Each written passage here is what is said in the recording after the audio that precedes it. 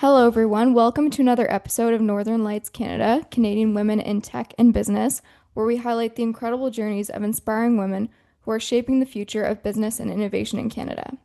Today, we are thrilled to be joined by Susan Chrisofferson. Susan is the Dean of the Rotman School of Management at the University of Toronto, the first woman to hold this position in the school's history. A leading expert in mutual funds and capital markets, she has published extensively in top academic journals and is recognized globally for her research and thought leadership in finance. Since joining Rotman in 2010, Susan has launched groundbreaking academic programs, strengthened Rotman's commerce, and championed initiatives that expand opportunities for students and foster innovation. Her leadership continues to shape the next generation of business leaders in Canada and beyond. Susan, thank you so much for joining me today. Oh, it's a real pleasure to be with you, Berlin. Thank you so Thank much. you. Thank you. Let's jump right into our first question, which is you're the first woman to serve as the Dean of Rotman School of Management. What does that milestone mean to you, and how has it shaped your leadership style? Oh, it's a great question. I have to say, being the first in the position in some ways has put a huge burden on me in terms of thinking about, what do I want to set as a precedent? And I think one of the things, a lot of times when you're a first, you not only want to just do a good job, but you want to do an amazing job because you want to sort of have people feel it's not really about being a woman or a person that, might not be as represented in these roles. It's just about doing a good job and finding someone that can do, an amazing job in the role. And so I think I sort of feel that added pressure in a little bit because you want to sort of make sure that the pathway remains open and that people somehow don't associate my gender with my abilities to do the role. I think there are fantastic men who have been fantastic leaders. There have been fantastic women, and there have been good and bad in both, right? And so, in some ways, I kind of want to make this not about me being a woman, but me that the conversation comes around what are those leadership qualities, that I want to emulate and see those in all different genders, and sort of lean into say qualities that might come natural, given, that I'm a woman and really learn about the things that I can, that might be things that I need to work on, that might be sort of more natural, for people in other genders. Thank you so much for sharing that with us. You made some really important points there. My next question is before becoming a dean, you spent many years leading program development at Rotman. What were some of the biggest lessons you learned from that period? Consult, consult, consult. It is really exciting, I think, to be part of change within an organization. And I think one of the benefits for me, having developed three new programs when I was a vice dean, is seeing them come to life and knowing that there's an end. And so once you sort of get the taste of that, sort of seeing the evolution, how it's sort of made things better, brought in new ideas, that makes it exciting to try the next iteration of change and to not be afraid of it, to sort of embrace some of the changes that we're needing. And in a world that is changing so rapidly in terms of the types of technology that people need to be aware of, the changes in the types of skills that we need to be sort of formulating. I think that really set the stage for me in terms of we can do this, we can evolve, Mhm. and really, talking about, what that means. And I think that's actually helped me become more of a curriculum innovator, more of a believer in the curriculum innovation that we can come. I'm so proud, honestly, of the changes, the new programs that we introduced, but also the changes we made in our Rotman Commerce program. That was a big sort of discussion with our Faculty of Arts and Science. I think it's strengthened the relationship between arts and science and Rotman in really trying to deliver a unique joint program in business where students get a benefit not only from the business, the strength of our business community and our business professors here, Mhm. but also they get to really dive deeply into the cognate disciplines within arts and science. And arts and science is a big place, and that makes it unique. But it took a long ways for us to get there. Mhm. But seeing that at the end, it's really wonderful, especially when at the heart of it is like, what's in the best interest of our students, and what do our students really need to be able to succeed when they leave here, and that really drives me as a leader. Even now in this position as a dean, we're making a lot of changes now within our programs because the world is really changing so quickly. Hmm. Hmm. Thank you for touching on that. I think our listeners would be very interested to know that Rotman has launched several new programs under your leadership, including the one-year advanced MBA and the Master of Management. What Yeah. inspired these initiatives?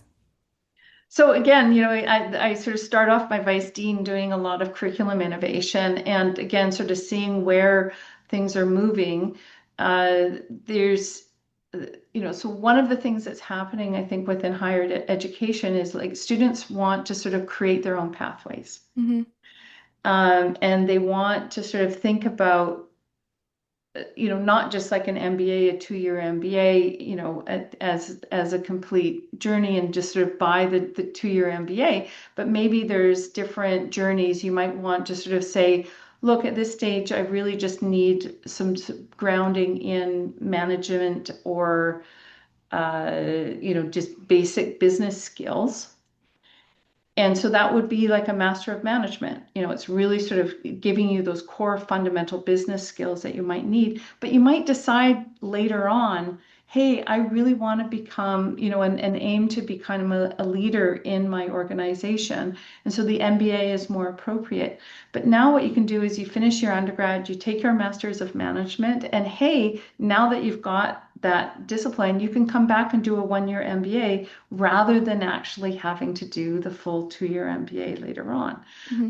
So it allows you to take the education when you might need it. It also, the other thing that was really driving me is that we are part of an amazing university, the University of Toronto, Hmm. with fantastic students that are sitting here. And how can we better leverage our position within the University of Toronto to really sort of expand people's business knowledge? And the Master of Management is perfect for that. Hmm. Again, it's a 1-year program with core business fundamentals, but you need those management and business fundamentals in so many different areas. Health is a good example. Think about many of the doctors, pharmacists, dentists that are going out into the world and have to run their own businesses. The idea of the Master of Management is that now it can be combined potentially with different disciplines to sort of complement, what they're doing. We also have many students in arts and science who might, maybe not be a researcher in their life science groups, but they may want to sort of explore some of the business aspects of it. So I think it's just opening us up to a wider array of possibilities, ability to partner, as well as the ability to stack the degrees Hmm. in different ways. So I'm really hoping there's been a huge influx of interest just in the last month. We've had thousands of people like inquiring about these things. So I'm very excited about this new chapter for us. Hmm. I think that's so smart, and I think it's honestly just so wonderful to hear how successful these programs are and the impact they're making. Because I do agree with what you said. There are so many different pathways now. Mhm. Um, so yeah, I'm really curious to know. You help fund the TD Management Data Analytics Lab. How do you see data shaping the future of business education? So huge. I mean, so again, the Management Data Analytics Lab that we established, I think in 2018. And so this was really beginning the idea of, needing to have data-driven decision making. And that's really core to what Rotman is. If you look at, we sort of had this models-based decision, data-driven type of decision making, which we sort of, put into all of our students from sort of the get-go. but analytics is evolving, AI technology, machine learning. And Hmm. so it became very clear that these were skills that our students were going to need. And so that was really the impetus for, creating the original partnership with TD and sort of creating an analytics and data lab that could help support our students gain some of those skills. And again, is changing very quickly. At that time, it was about coding in Python, R, and in many of the underlying coding. Now people need probably the coding less because you can rely more on AI to help you with the coding. And so now it's about teaching students how do you leverage those technologies to still do the analysis that can help you tell the story that's needed in a business context. Hmm. So the lab was really a foundation to what we were doing in our programs and really being able to support that, but also support our research. Many of our researchers are using these technologies and needing the computing support and data. But in a world that is fraught with problems of whether or not this is truth, we need to, as universities, provide people with the tools so that we are making decisions based on data as best as we can. Hmm. That's really great news. Thank you for sharing that. I'm just switching gears here just a little bit. Your research spans mutual funds, hedge funds, and financial markets. What first drew you to finance and what keeps you curious today? Well, I was economics was what I started. I liked understanding that intersection between social. I was much better at maths than I was at writing.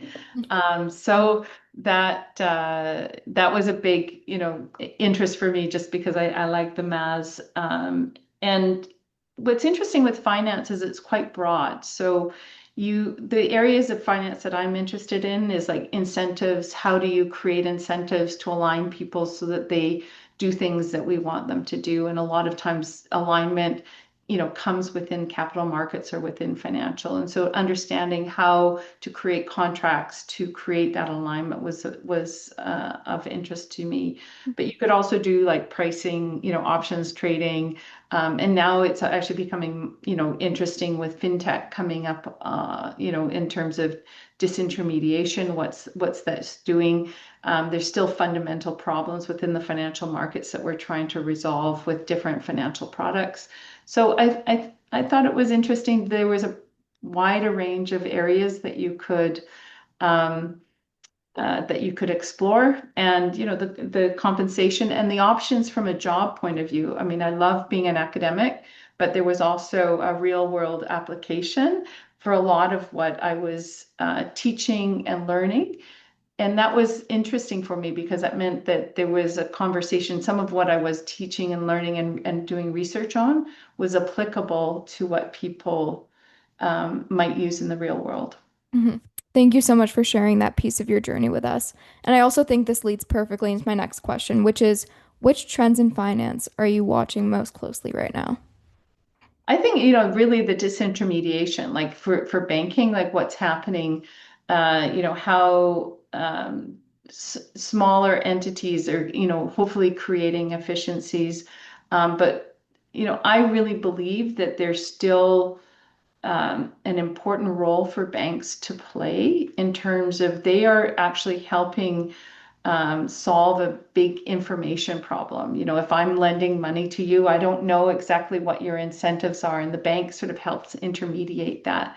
But how creatively the market is helping to create more efficiencies through financial technology to sort of offer many of those services, resolve some of those problems in less costly ways. So I think that for me is kind of one of the more interesting areas, but there's lots of them. I'm also like tied to looking at markets and how the recent geopolitical strains are affecting financial markets. And, if I actually went back and really thought, I think one of the things that I think is really interesting with finance is it aggregates people's beliefs and perceptions. Hmm. In this current era where you've got these tariffs and somebody is out there telling you tariffs are a great thing, but the markets are telling you something else. There Hmm. is an aggregation of information that's happening there. And I think that's actually quite fascinating because in some ways it's holding us to what the true underlying beliefs are. Hmm. Hmm. I very much agree. Thank you so much for sharing that with us.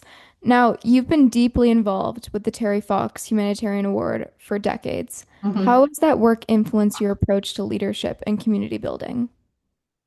Well, I think it's really important that we give back. And Hmm. I, we're only as strong as the communities that we build. And we're really seeing this resurgence of recognizing the importance of, say, building Canada right now.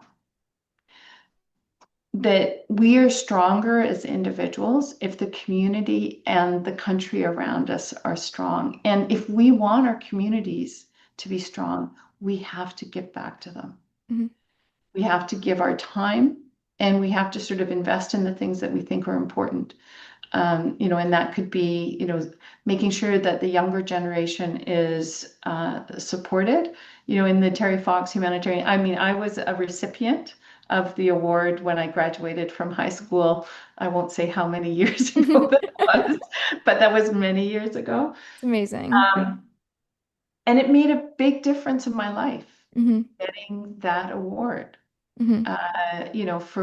For work that I had done in the community, and for overcoming different, obstacles. And that, for me, being able to give back and support those students coming out and making that kind of significant impact on some students so that they could go to school and pursue what their dreams are.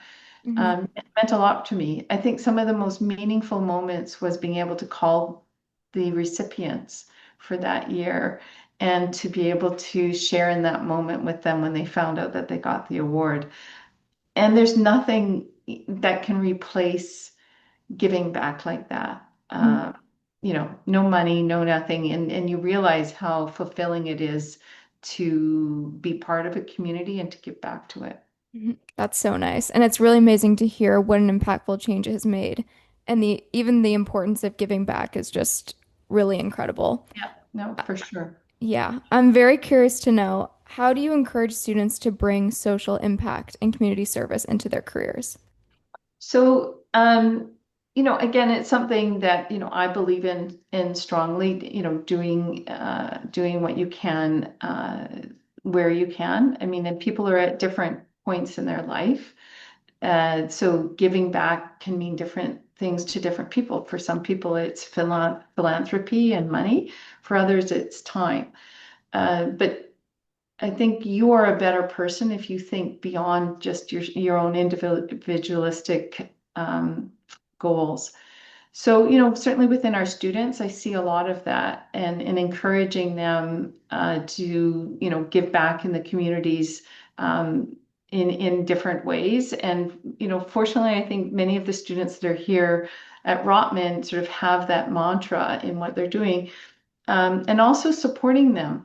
Many of the students end up and work for different like healthcare non-for-profits. So we're not just producing management for the purpose of business. I mean, certainly there's many that are interested in that, but management skills, and we are a management school. We are not a business school. We're a management school because we're Hmm. trying to teach business skills or management skills that are going to transcend all sorts of organizations. And those could be organizations which have social purpose at their core. And it's actually why, Rotman's, core purpose is to create value for business and society, right? It's right core to who we are. We want to sort of have what we're doing here benefit, the society that we're in.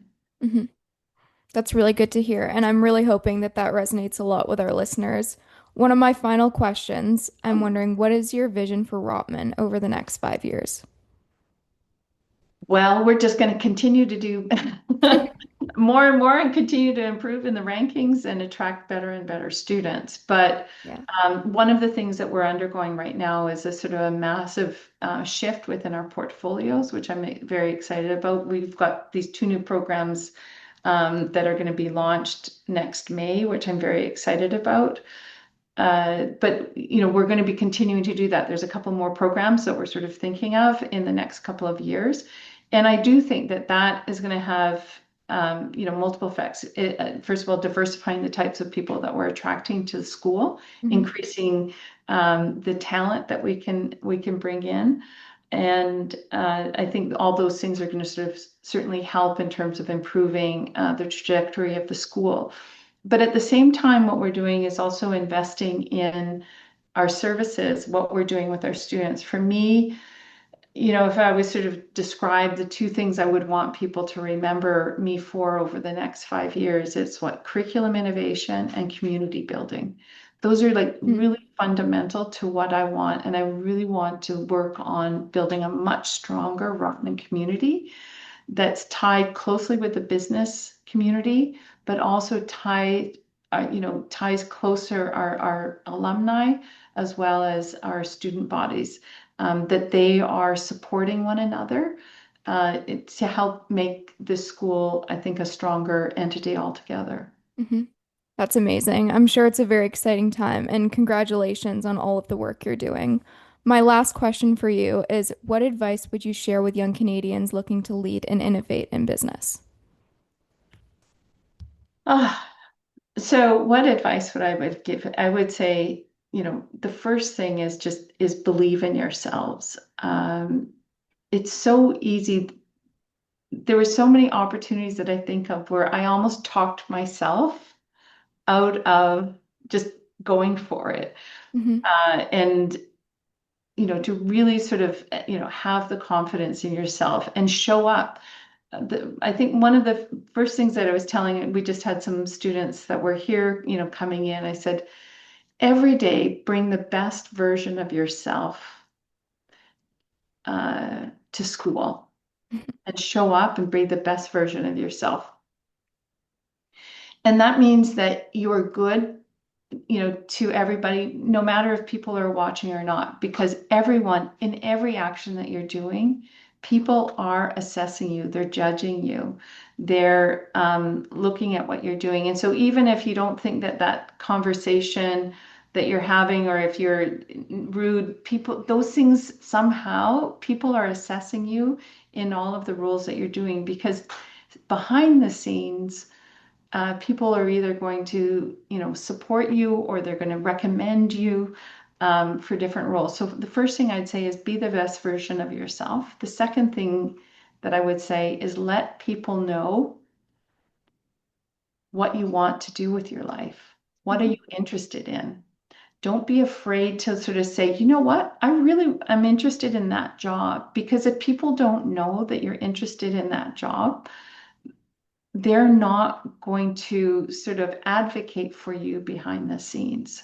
So, and again, they're only going to advocate for you if they think that you're a reliable, good person who, is worth advocating for. So that's where being the best version of yourself, at every, all moments of interaction, just generally being a good, kind individual. I know that there's many leaders that are not exemplifying that right now, but I still think fundamentally that's really important, that being good and kind, those are the kind of people Hmm. that others want on their teams, want working with them. And I still think that that's very true within the business community. Hmm. I love that answer. Susan, thank you so much for joining us today. Your trailblazing leadership, dedication to innovation and education, and commitment to shaping future business leaders is so truly inspiring. We're so grateful you could share your journey with us today. Oh, it's been such a pleasure. And, you're doing an amazing job running this podcast. And I look forward to seeing what your journey has ahead for it. Thank you so much.